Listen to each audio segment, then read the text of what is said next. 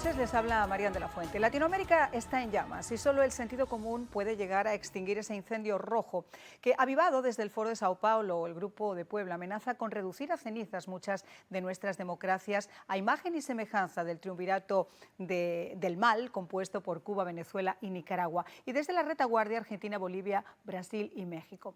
Porque la sed socialista no se apaga con una simple elección perdida, como ocurrió en Ecuador. Aún queda Chile, Perú y la joya de la corona, Colombia, para impulsar esas agendas marxistas y de alguna manera tratar de desestabilizar las actuales democracias o gobiernos de cara a los próximos procesos electorales. Porque el avance socialista es un plan estratégicamente planeado, diseñado para calar con su ideología en las necesidades reales de la gente, como una especie de maná en una tierra prometida que termina siendo hambre y miseria en tierra de nadie.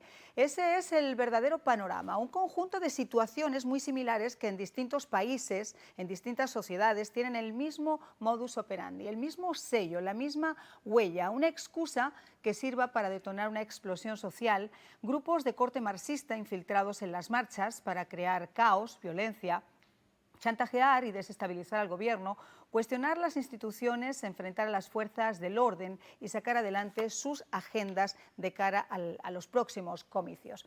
Para un poquito más adelante llegar a destruir la democracia, instaurando regímenes egocéntricos, dictatoriales y, a ser posible, vitalicios. Hoy en nuestro programa vamos a hablar de todo esto. Si esto es simplemente una impresión, si es un panorama, si es el miedo que tienen algunos de que esto sea así o si se asienta en algún tipo de realidad. Y para ello contamos con un experto que maneja la política internacional como nadie. Hoy nuestro invitado es un apasionado de la comunicación, de la política, ha sido uno de los consultores más reconocidos de innumerables campañas en América Latina, además de asesor de gobiernos como Argentina, Colombia, México, Bolivia, República Dominicana, Perú y Ecuador.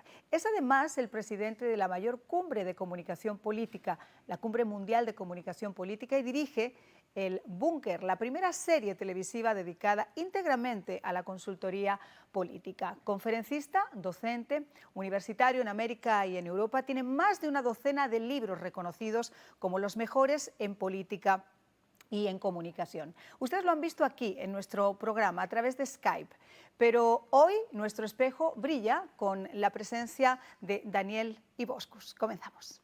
Bueno, yo decía que es una fortuna tener a una persona con la que se puede hablar absolutamente de todo. Es un experto en la materia y está en la retaguardia y está también en la avanzada, porque ha sido político y ha trabajado para políticos y trabaja para políticos y para consultores. Muchísimas gracias, Daniel, por estar con nosotros. Muchas gracias a ustedes por la invitación. A ver, ¿qué estamos viviendo en América Latina? ¿Crees que realmente se puede llegar a impulsar ese socialismo del siglo XXI en América Latina? Yo creo que en América Latina la sociedad está cada día más cansada, está decepcionada de sus gobiernos y acá no se distingue ideología. Lo que sí hay un cansancio sobre el sistema que hoy rige a la sociedad, fundamentalmente porque ha fallado, porque no atiende el primer metro cuadrado de lo que le pasa a los ciudadanos todos los días.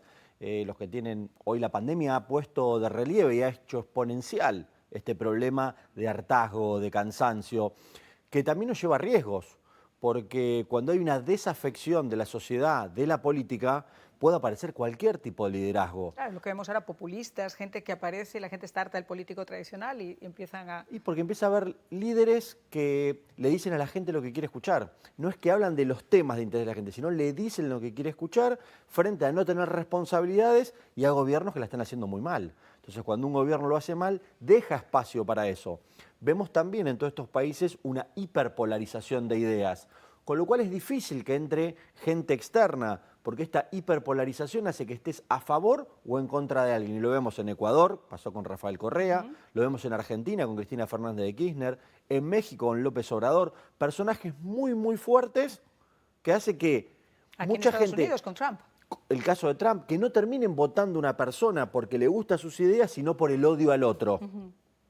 Y la pandemia ha marcado que en las 5 elecciones en América, donde hubo elecciones presidenciales, en las 5 perdió el oficialismo. República Dominicana, Bolivia, Claro. Estados Unidos, Perú, que Vizcarra ni siquiera llega a terminar su mandato, y en el caso de Ecuador, que bueno, Lenín Moreno, pobrecito, con el 95% de rechazo, ni siquiera pudo poner un candidato en 15.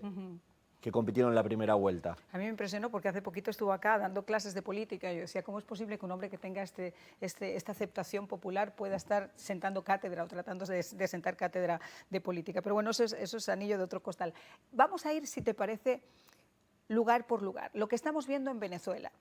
La gente obviamente está cansada, Daniel, de que no pase nada, de intentos de diálogo, de manejar las cosas de diferente manera, y los líderes que empiezan a salir son como la espuma, se levantan y se apagan. Ayer estuvo María Corina Machado con nosotros y nos decía, yo no creo en lo que Guaidó quiere hacer, no creo en ese diálogo, porque por encima de lo que exige ese diálogo está la intención del que recibe, que es en este caso Maduro, ese diálogo.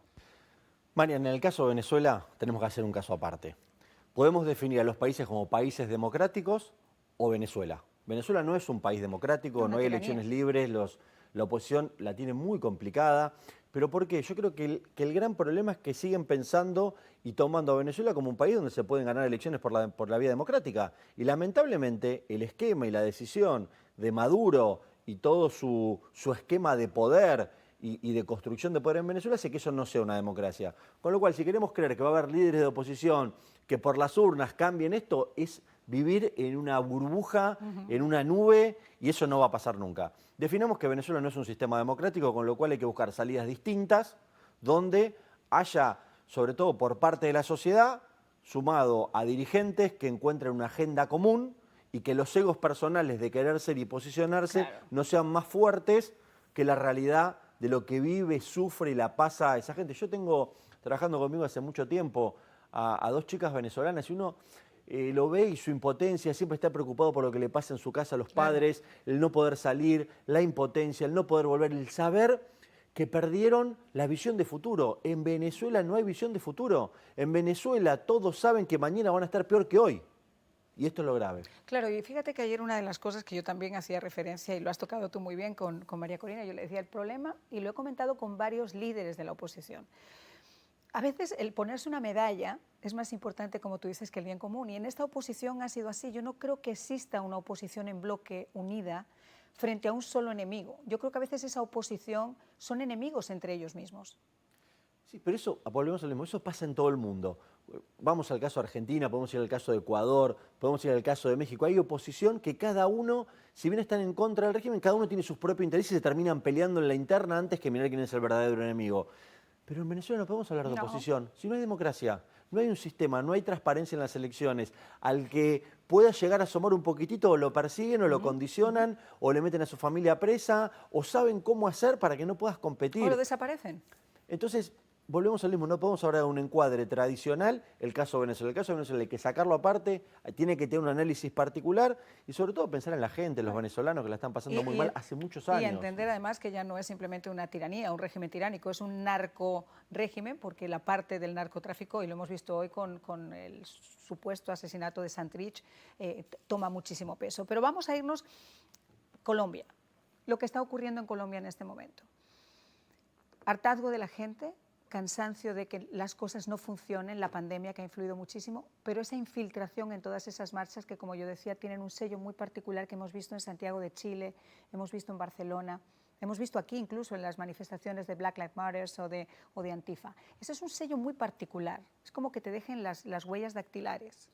Sí, Marian, acá eso es cierto, hay operación, en muchos casos externa, hay operación política, hay aprovechamiento político y oportunismo político frente a debilidades de gobiernos o de dirigentes.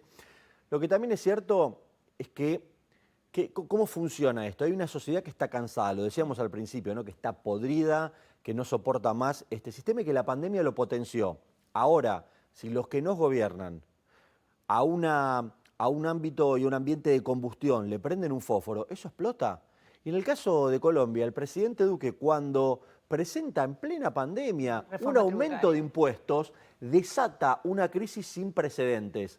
Uno dirá, bueno, pero la tiró para atrás, no importa. Esto, como vuelvo a decir, alguien prendió el fuego, explota y surge que la marcha por la escuela pública y gratuita, surgen las reformas agrarias, surgen historias del pasado que tal vez no tienen solución, surgen los jóvenes en las calles, surge que hay partidos de fútbol en plena crisis y quieren suspender los partidos y hay una buena oportunidad y hay una Copa América y se mete el fútbol. Entonces, ¿qué hago? Le digo a todo que sí para, aunque tenga una adversidad completa, haga igual la Copa América en Colombia. Y esto es un problema. El gran error de Duque fue haber prendido el fósforo en un momento inoportuno. Vamos a escuchar qué fue precisamente lo que dijo Duque en el día de hoy. Hemos dado instrucciones a todos los niveles de fuerza pública para que en los territorios de Colombia con alcaldes y gobernadores desplieguen su máxima capacidad operacional para que dentro de la proporcionalidad y dentro del estricto cumplimiento de los derechos humanos y su protección, le permitan a todos los colombianos recuperar la movilidad, recuperar el bienestar. Pero hemos visto además que detrás de muchos de estos bloqueos hay un claro interés criminal de afectar y de sabotear la economía y el desarrollo social de muchísimas poblaciones. Fíjate, lo que estaba diciendo él, estamos de acuerdo, la reforma tributaria fue una explosión, aunque luego aceptara también la renuncia del ministro de Hacienda, aunque diera marcha atrás en muchísimas cosas. Pero volviendo entonces al planteamiento del comienzo, eso fue una explosión, estuvo mal, fue el detonante. Pero no fue también la excusa para unas elecciones, para unas próximas elecciones, para que la izquierda hiciera exactamente lo mismo que ha hecho, como te decía, en Santiago de Chile, en Barcelona, etcétera, etcétera, crispando mucho más los ánimos y sembrando el terror. Totalmente de acuerdo, pero el que prende el fósforo es el presidente Duque. No, está trabajando de jefe de campaña de Petro. Lo que no podemos, exactamente, lo debería elegir la izquierda como jefe de campaña de Duque sin ninguna duda. Ahora, dicho esto, del otro sector tienen aspiraciones políticas, ven la oportunidad. Por eso es cuando yo te decía al comienzo, no es una cuestión de derecha o izquierda. Ante las equivocaciones, es una sociedad que está tan necesitada de buenas noticias, tan necesitada de que un líder le muestre que al final del camino hay luz, de que hay esperanza. Cuando uno pierde la expectativa de futuro y cree que mañana va a estar peor que hoy, es muy complicado. Y sobre todo en lo que decía Duque, el gran problema que él tiene es la pérdida de credibilidad en la palabra presidencial, porque todo lo que dice está condicionado, todos ven segundas intenciones y por supuesto que la izquierda colombiana aprovecha, quiere arremeter en el caos, colecta más adhesión y tal vez no adhesión directa a ellos, pero sí a que lo que está muy mal y hay que cambiarlo. Y ese es el primer encuadre para cualquier proceso electoral. Y una premeditación y una alevosía, porque eso obviamente estaban esperando ese detonante. O sea, existió, pero la premeditación también estaba ya hecha. Pero vamos a ver qué es lo que ha pasado en Perú o qué va a pasar en Perú. Hoy juramentaron, que es un paso previo para esas elecciones, Keiko y Castillo. Y vamos a ver qué fue exactamente lo que dijeron y lo vamos a analizar con Daniel. El peruano en la lucha muere, nunca muere. Permítame entonces dar lectura a este juramento que lo hago de todo corazón. Yo sí juro de todo corazón por la verdadera democracia y por la igualdad de derechos y oportunidades para el pueblo peruano, sin ninguna discriminación y sin ningún privilegio. A mí me tocó en 3 oportunidades vivir momentos dolorosos y difíciles. Y en el último tramo de mi injusta prisión preventiva llegó la pandemia. Es en el medio de esta situación que le pido a Dios y juro ante Él que si me permitía regresar al lado de mi familia, enmendaría mis errores. Enmendar errores o caer en lo que vimos el otro día. ¿Se acuerdan estos niñitos todos chiquititos, adoctrinados, viva el maoísmo, viva el comunismo, viva... Qué peligro, ¿no? Votar a veces no por lo que se considera que es bueno para el país, sino por lo menos malo. Bueno, claramente acá hay tengamos en cuenta que tanto Castillo como Keiko Fujimori parten de una base electoral muy baja. Ninguno llegó al 20%. Con sustentación muy baja. Se están acercando ahora, creo. Hoy estaba viendo que se estaba acercando ya Keiko en las encuestas, porque lo curioso de todo esto es que gente como Vargas Llosa, que fue antifujimorista de siempre, todo el mundo está pidiendo, los futbolistas en el día de hoy estaban pidiendo el apoyo para Keiko Fujimori, la selección de Perú. Pero Marian, acá es el gran problema que va a tener Perú más allá de quién gane. porque en ambos casos el odio hacia el otro contendiente es lo que le va a dar votos al que gane. No va a ganar por ideas, no va a ganar por proyectos, sino por el odio al que está enfrente. La única manera que tenían Keiko Fujimori y Castillo de ser presidentes del Perú es que enfrente estuvieran Castillo y Keiko Fujimori. Eso es lo que, si no hubieran perdido en cualquier escenario. Qué buena reflexión, tienes toda la razón. ¿Qué es lo que digo? Es un problema para Perú, porque van a consolidar un liderazgo y un nuevo gobierno a partir del odio. Y cuando es a partir del odio, y no es de las ideas, o del miedo, del amor, sí, pero sabés que el miedo a veces te lleva a votar, pero inclusive uno después en el miedo buscas a alguien que te dé seguridad, ¿no? Entonces, uno que pueda votar por el miedo a la izquierda, al populismo, al desastre de Castillo, que la vote a Keiko, ¿no? Ahora cuando es por odio, la sustentación del que gana una vez que se sienta en el poder pierde gran parte de esa sustentación, porque ya terminó el miedo y terminó el odio de que pudiera acceder el otro al poder.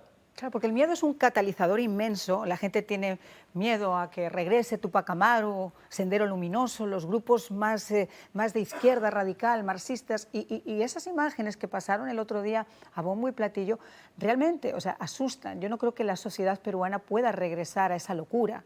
Entonces, frente a eso, ¿qué hay? Lo primero que hay en el caso de Perú, vuelvo a decir, es un caso interesante para estudiar. ¿Por qué, Marian? Tenemos un gran problema. Analicemos que no es un problema de los políticos en Perú, es un problema del sistema y de la sociedad. Porque si no, no se puede entender que los últimos 6 presidentes del Perú estén o presos, claro, o se hayan suicidado antes de que los vengan a poner presos como Alan García, o que estén prófugos, o que los hayan destituido, pero no hay ninguno que haya terminado bien. No. Con lo cual, si vos en los últimos 6 presidentes a todos les fue mal, todos terminaron con problemas en la justicia, todos son un desastre, ¿el problema es de los políticos o es de la sociedad y que el sistema no estaría funcionando? Y ahí incluimos legislativo, judicial. Yo creo que es mucho más profundo. Ojalá fuera problema solamente de un político o de los políticos. Y esto es lo que debe repensar Perú en una situación difícil. Vuelvo a decir, porque gane quien gane el balotaje, se enfrentan a un problema, porque no tiene una base de sustentación propia. Qué buena reflexión. Es voto prestado. Y yo creo que es lo mismo, o algo muy similar a lo que ha ocurrido también en Ecuador, Daniel, porque Lenín Moreno fue un presidente, fue un pésimo presidente. Entonces la gente, para que no volviera al correísmo, votó por lo que supuestamente iba a estar en contra del correísmo. Pero lo que nosotros no sabemos es qué va a hacer esa persona que públicamente estuvo en contra del correísmo para poder sentar gobierno. Bueno, el caso de Lasso es un caso, lo que él se va a enfrentar a futuro. Tengamos en cuenta que él termina ganando 52-48 en la segunda vuelta. Lo mismo, por odio a que no venga o que no esté Correa, o crear un monstruo. O decir, con un presidente que se va con más del 90% de reprobación, ¿no? Esto, la gente está complicada. Ecuador se enfrenta a un escenario económico muy difícil, con un precio del petróleo, que es como el alma en el caso de Ecuador, que va en baja, con desigualdades sociales, con una muy mala administración de las vacunas, solamente el 1,5% de la población con las 2 dosis. A eso le sumamos con un escenario político adverso. Lasso va a la soledad del poder. De 137 asambleístas tiene 12. Tiene que negociar y ha empezado a negociar porque si no, no va a poder gobernar. Claro, pero entonces tú dices, si yo estoy votando a esta persona porque supone ser lo contrario a Correa, o Araúz, que era el candidato de Correa, y finalmente él va a formar un gobierno con asambleístas de Araúz y va a formar un gobierno al estilo y bajo el permiso de Correa, pues déjame decirte algo. Tú eres el experto acá. Yo a lo mejor estoy equivocada. ¿Tú no crees que Correa sigue siendo de alguna forma poder en la sombra para poder gobernar en Perú? En Ecuador. Yo creo que no es poder en la sombra, es poder real, no en la sombra. Es un error creer que Rafael Correa es en la sombra. Él es un líder político, tiene incidencia, definió la candidatura de Arauz. Si a mí me preguntan rápidamente, y trato de hacer perspectiva hacia adelante, ¿quién fue el gran ganador de las elecciones de Ecuador? Para mí fue Arauz, no tengo ninguna duda. Una persona que un año antes no tenía posibilidades, termina sacando el 48% de los votos, posicionado con un gobierno de Lasso que asume con problemas económicos, de vacunación, sin poder real, teniendo que pedir poder prestado, y con un Colombia con gran conflictividad social y el problema que ha tenido Lasso con los indígenas en la segunda vuelta y el problema y el riesgo a una crisis social en el Ecuador, nos ponen en un escenario complejo donde te diría, hay que ver si verdaderamente ganó Lasso. ¿Llega el mensaje de Lasso? Porque yo, una de las reflexiones que yo hacía cuando estaba viendo la campaña es, yo creo que modificó un poco en la segunda vuelta, quizá por el apoyo de Javier Hervás, pero yo creo que al principio era un hombre como que estuvo haciendo política desde la alcurnia sin llegar realmente a la base de sus votantes, ¿no? Y eso, a pesar de ser el presidente ahora, dudo mucho de que su mensaje siga todavía llegando al pueblo. Yo creo que el mensaje no entra. Apartámoslo así, él sacó 20% de votos. O sea que de cada 10 ecuatorianos, 8 no lo votaron en la primera vuelta. Y en la segunda vuelta lo terminan votando para que no llegue el candidato de Rafael Correa, solamente por querer hacer un contraste contra Correa. Y lo que yo debería pensar seriamente, y creo que por eso Lasso abre los canales de diálogo. Miremos el tuit de Lasso cuando él hace su discurso, dice: no vengo a perseguir a nadie, no tengo listas, como diciendo abro de nuevo las puertas del Ecuador, y la devolución de Correa. Bueno, pues no puedo estar más de acuerdo contigo. Vamos a una pausa, regresamos ya aquí en El Espejo. Bueno, pues en este poquito tiempo que nos queda, Daniel, una reflexión. ¿Hacia dónde vas? ¿Te vas para México? Sí, hay elecciones el 6 de junio también, en un gran plebiscito, aunque no se elige presidente, un gran plebiscito es: ¿estás a favor de López Obrador o en contra de López Obrador? Y si estás en contra hay variantes, ¿no? Con lo cual creo que vamos a hacer un triunfo y una consolidación a priori de López Obrador en el poder de México, ratificación. Esto lo vamos a analizar en la Cumbre Mundial de Comunicación Política en septiembre, que por supuesto estás invitada a hacer todos estos análisis, a recorrer América, las campañas electorales, los liderazgos, la comunicación de gobierno, y ponerle profesionalización y especialización a los gobiernos, a los candidatos y sobre todo a los líderes para, como decía Piñeira, la necesidad de conectar con la gente. De sintonía, ¿no? Bueno, nosotros, y además en la cumbre hay mucha sintonía y hace muchísima falta. Muchísimas gracias, Daniel. Gracias, estás invitado cuando vuelvas ahora en julio para que podamos seguir analizando la actualidad. Muchas gracias. Y nosotros, señores, nos vemos en el día de mañana. Recuerden que Café Caracol a las 5 de la tarde por Caracol Radio. Nos vemos.